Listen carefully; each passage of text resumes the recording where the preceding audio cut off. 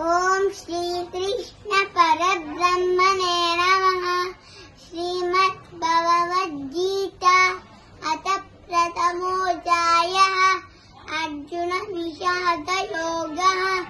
धृतराष्ट्र उवाच दृष्ट्वा तु पाण्डवानीकम् पूर्यं दुर्योधनस्तः आचार्यम् उपसंगम्य राजार्यं वसचनमब्रवीत् यूढां द्रुपदपुत्रेण कवचित्तेन धीमता अत्र शूरा महेश्वासा भीमार्जुनसमायुधि युधानोऽधिराटच्छ द्रुपदच्च महारथः दुष्टकेतो चेकितानः काशीराजा च वीरवा सौपत्रो द्रौपदेया च सर्व एव